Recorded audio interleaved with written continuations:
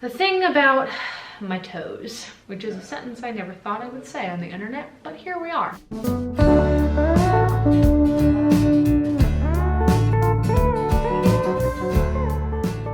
Hi friends, welcome back to my channel. This is obviously a far departure from all of the vlogging I've been doing recently, but you know, this is a little overdue. It's about time that I make a video directed to my fellow clubbies out there. If you've been on my website or on my Instagram at all, you know that I've been documenting a little bit of my clubfoot, for lack of a better term, journey for a while now, but I haven't done a dedicated video. And I've been doing all these quarantine vlogs and I wanted to hold off to doing the dedicated videos until after this is over. But you know what? You guys deserve this and I don't want to hold out on you any longer. So here we are. If you're watching this and you have no idea what clubbies are, it's a slang term of endearment for people with clubfoot, like myself. I'm not gonna go into crazy detail about clubfoot and all of its medical implications and my history with it, because that's an entirely different video altogether, one that I've been working on for a long time. Stay tuned, it's coming. I know I've been saying that, but I want to do it right, so it's been taking a while. But this video is for people who already know what clubfoot is, because baby, they were born with it. Look, let me start off by saying that not every case of clubfoot looks the same. In fact, no two look the same. I mean, to start, very obviously, some people are born with both feet afflicted, have bilateral clubfoot. That's me. Or some people have only one clubfoot, and that comes with its own set of challenges altogether. So safe to say, some of the things I'm going to talk about in this video that help me aren't guaranteed to benefit everybody with clubfoot, but I thought it was worth talking about just in case someone who does have a case that looks like mine could gain some valuable information from this. So by the title of the video, you know that this is my top 5 favorite purchases that I have made for my feet. My personal investments that have paid off for my feet. And some of these items are things that I use to deal with the pain and the soreness associated with clubfoot, some things to just make the day-to-day easier, and some of these items are things I use to help myself in my journey towards greater flexibility and greater positioning and better kinetic chain with my feet. I am in a position, due to my resources and the state of my feet, to improve my case. I do know that some people are not in that position, especially people who are older than I, whose clubfoot treatment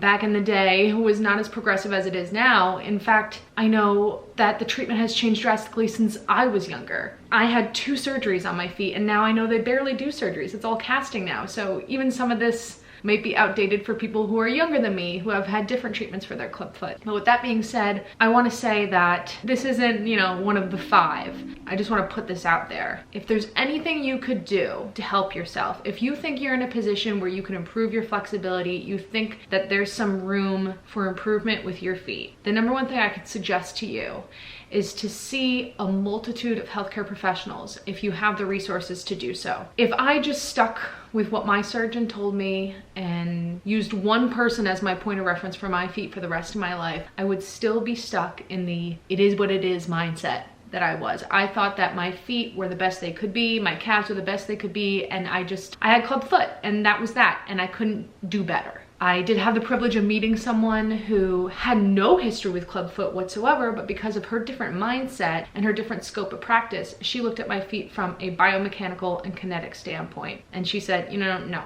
there's things to be done here. And I dug in my heels at first, but you know, with that mindset, I have made so many strides in my flexibility and just my pain levels and my tolerance with my feet.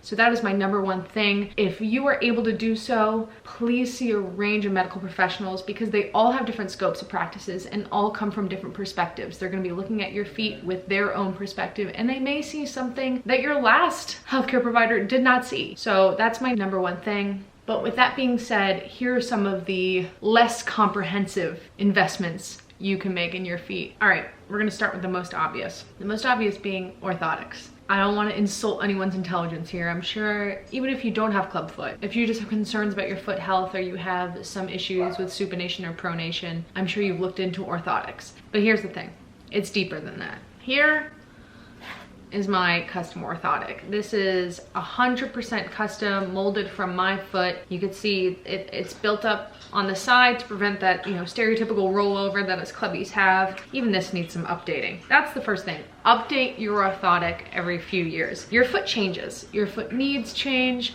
depending on, you know, how you're wearing and tearing on them. You're going to need updates to your orthotic. For reference, here is my first custom orthotic I ever had. Not only do your needs change, but the technology changes, and you should be keeping up with it, because this will not fit in this shoe at all. Because of that, I never wore them. I mean, it's great if it's super corrective and it's, you know, I wonder if this has the date on it. No, it doesn't. Now they're able to make something as corrective as this that's a little more sleek. So I can put it in this shoe, and this is a Saucony, so this is a commercial shoe. This I had to wear in like a special New Balance brick of a shoe, and as such, I never wore it. These, I have no problem wearing these in the gym. So I have my custom orthotics in them.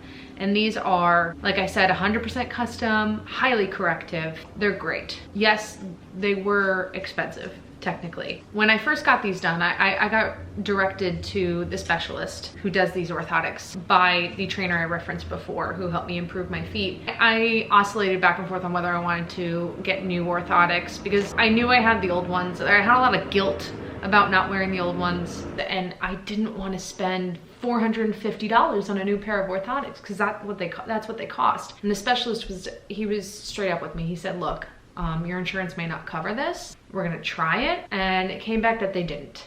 And I decided that paying the money would hurt. If anyone knows me, they know I'm like a little stingy.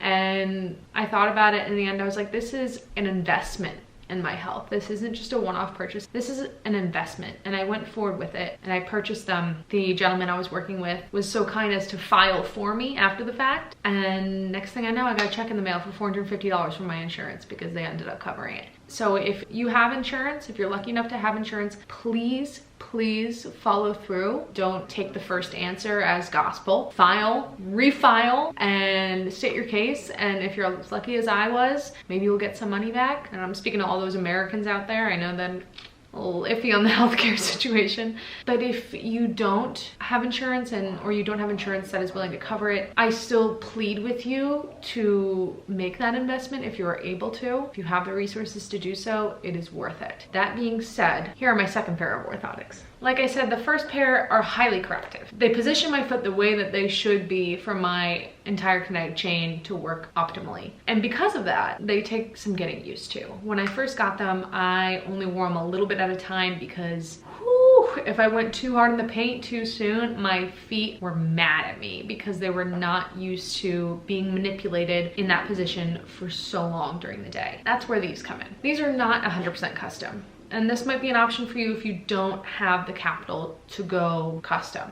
These are only a little bit custom. These are over-the-counter orthotics, as you can see. Nothing crazy, but I'll show you where the orthotic ends and the addition begins. The same gentleman who made my custom orthotics, I actually got these first. This is the first option he presented to me, and I went through with it and then decided that I wanted a custom pair as well. These are built up. He took these over-the-counter orthotics, he looked at my feet, and he added wedges in where necessary. These are super sleek, obviously, so they can fit in any shoe, and I'm more likely to wear them. They're not as corrective as the other ones, but it's better than nothing. And if I can even put these in like a dress shoe or a cute shoe instead of just doing it in my training shoes, then it's better for me over the long run. Also, I highly suggest having a spectrum of corrective tools because I don't want my two options to be 100% corrective or my feet in their entirely natural state, because that means I'm either really putting my feet through the ringer or enabling them to do whatever they want and nothing in between. I like these orthotics for when I'm going to be on my feet for a very long time, because I don't want to be in my corrective orthotics for a very, very long time, because that's just asking for hurt at the end of the day. But I also don't want to be just flat-footed on the ground for a very long time, because that's giving my feet zero support, which again is asking for them to be hurting the next day. So I like these ones for that kind of in between when I'm gonna be on my feet for a long time. Greg and I ran like 10 miles the other day, and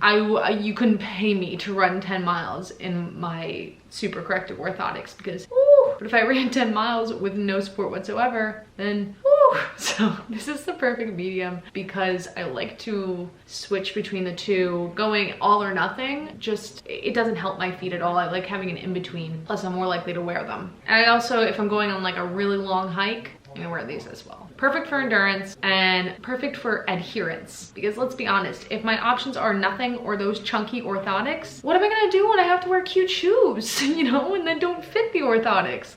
Look into it. If you have an orthotic guy, ask him. Ask him if he can do like a little in-between phase for you. If he can build up an over-the-counter option for you and just add some wedges in where necessary to give you more support. Highly recommend. So that's my number one, kind of broken up into two, but that's my number one. A spectrum of orthotics. My number two purchase on my feet right now.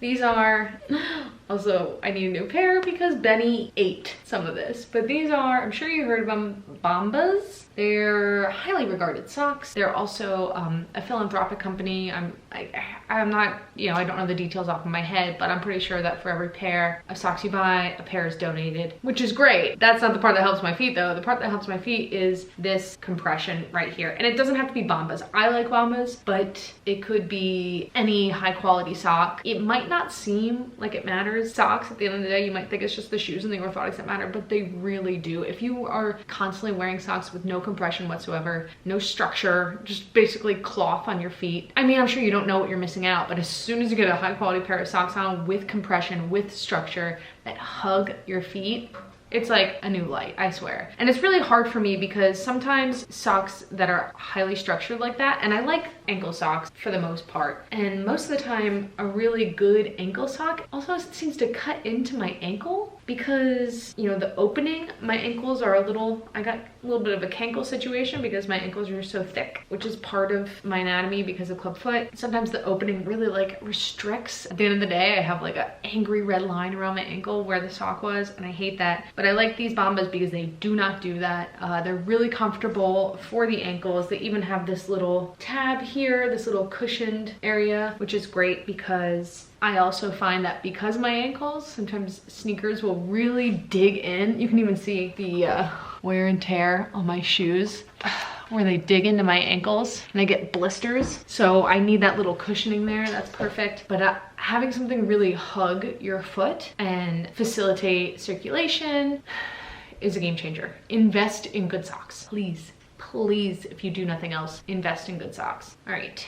Number three, this might also be an obvious one, but we're gonna go with it anyway. I have a few versions here. If you don't know what this is, what are you doing? This is obviously a foam roller. I have one of these because I believe someone gifted this to me in a Secret Santa. I was actually introduced to this by someone who doesn't have clubfoot at all, just loves the massaging capabilities of it, and I do not blame them because this is great all over the body, especially if you're an athlete, especially if you are an active person, if you're into fitness, whatever. It's very important that you take the time for muscle recovery. Let me put my trainer hat on real quick. Myofascial release is very, very, very important. I have found that this specifically helps when I've been on my feet all day, or, you know, I'm at a rugby tournament, or I had a really hard workout, what have you. For instance, right now, like I said, Greg and I went on a really long run. My Achilles right here, shooting up into my calf, is killing me. I had Greg rub my feet last night and I was like, no, left, no, right. I just like couldn't figure out where to access the muscle, and after a while he's like, I give up. I don't blame him. But this is perfect because all of the ridges here, you have you know, various levels of traction. This is obviously a little more intense than this, but I find this is great for my calves because my calves, you know, we got tight calves. It happens. They're baby calves. You know why they're baby calves? Because they are so tight that the muscle has not had the ability to release and lengthen and stretch and build. They are just in a constant state of tension and inflexibility. You know what I'm talking about. You live that life. If there's anything that you should be doing generally to aid in improving your feet, it's working on your ankle and calf flexibility. Enrolling your calves and your the tendons in your ankles on a foam roller is gonna really, really help. The myofascial release is going to allow your muscles to loosen even little by little. Just do it a little bit on a regular basis. I'm not even gonna say every day because God knows I don't do it every day. But if, you know, every Sunday in front of the TV, foam roll, and I'll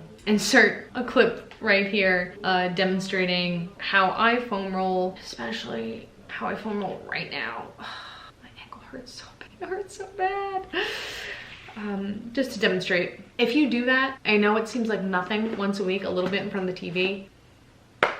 It's better than not doing it at all. Foam roll, please. Here's another rolling purchase. I'm pretty sure I got this at like TJ Maxx or Home Goods. I really like this for, again, when I've been on my feet all day. You can see there's like various degrees of traction, and you put this on the floor, roll your feet on it. This is great because sometimes just being on my feet all day, like the bottoms of my feet just kind of feel like they seize up. Like right in the center of my foot is tight and stabby because it's just like, you know, and when it's at its worst, I like to use this setting right here.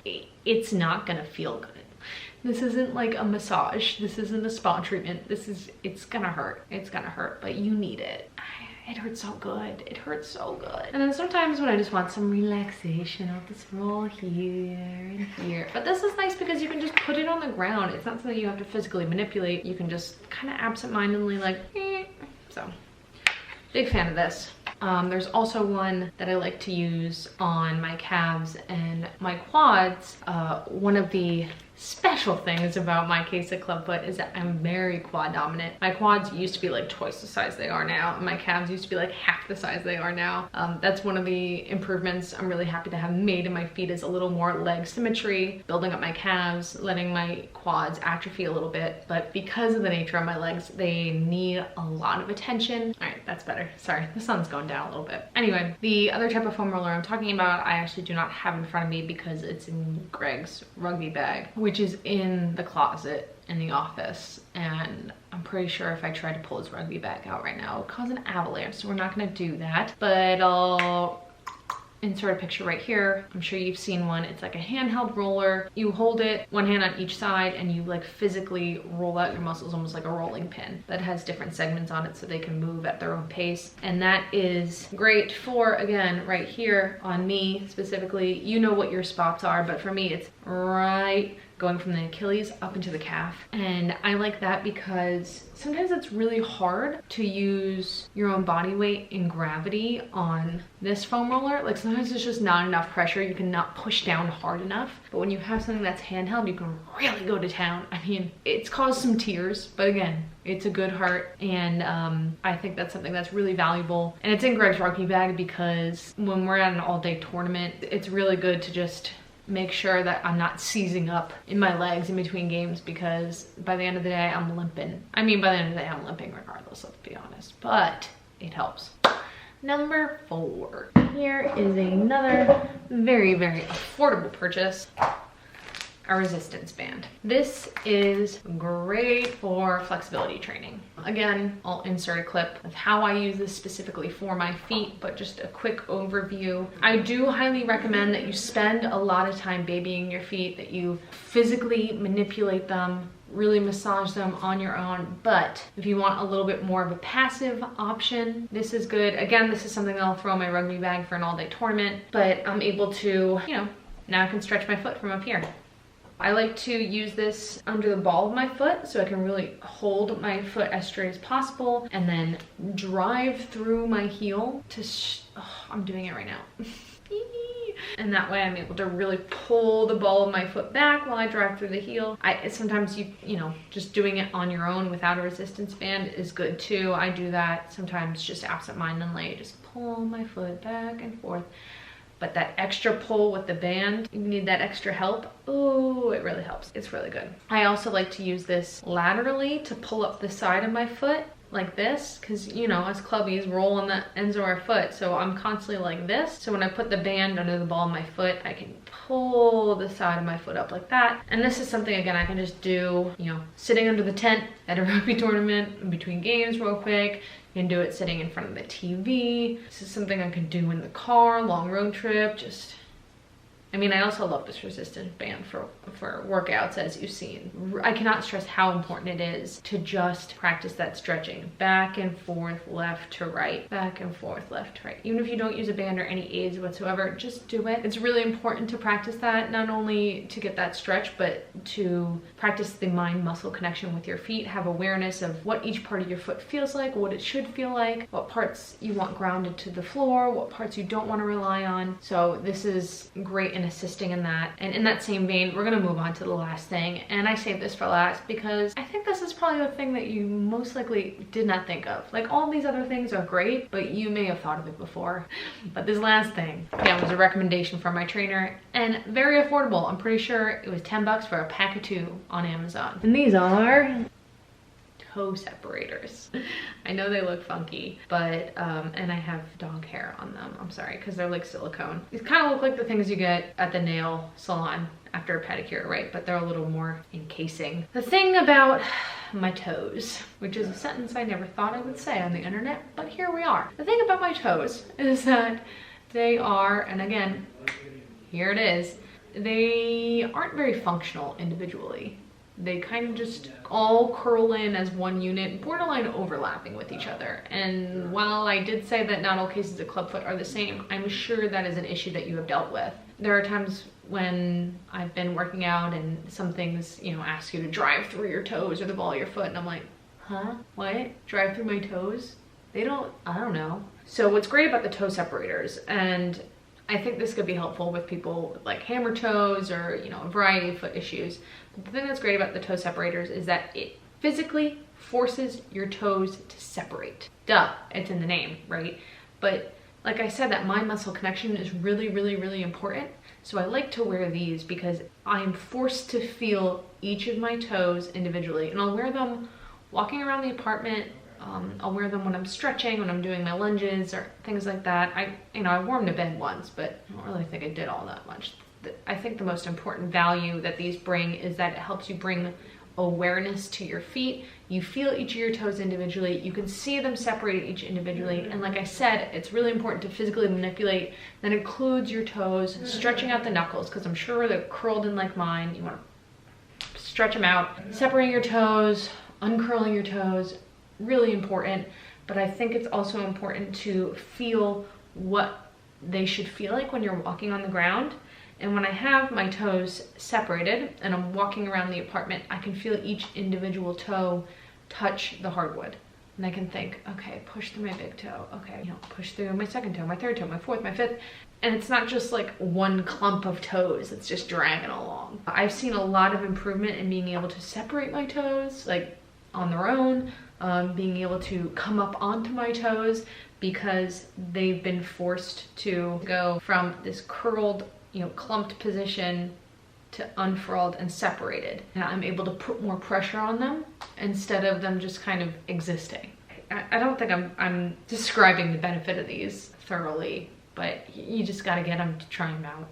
Also, I find that because of the way that my toes are, it's just kind of like goes straight ball of the foot to like the pad of my toe. The elongated, lengthy part of my toe does not touch the ground or even come close to touching the ground, because I said it's like furled up.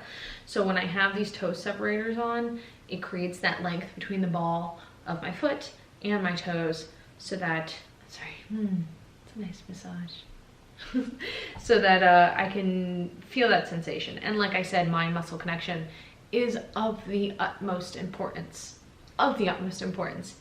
All of these purchases are great and they've aided me in finding that mind muscle connection, but at the end of the day, that's what it is. Imagining in your head what you want your foot to do, thinking in your head, okay, activate the inner foot, pull the outer foot out. And those are things that you should be aiming for. And all these purchases, all these investments that I've made are things that help me to maintain that practice. So I hope you found this useful. I'll leave, you know, whatever links I can in the description to find some of these things. And if you have any questions about these products, feel free to leave a comment. If you have anything you want to add on that you've found is helpful that I haven't covered here, please let everyone know. Let me know. I would love to hear about it. And if you want to hear more about some clubby tips and tricks, please stay tuned, subscribe, like this video, and lastly, head over to healthbycf.com, where I'm sure this video will be posted, and any other resources that I come up with for my fellow clubbies out there will be posted under the Clubby Resources tab. So be sure to check that out. Be sure to subscribe to the newsletter, May newsletter coming out soon. I hope it's not already up by the time I post this video, because that means I'm posting this late.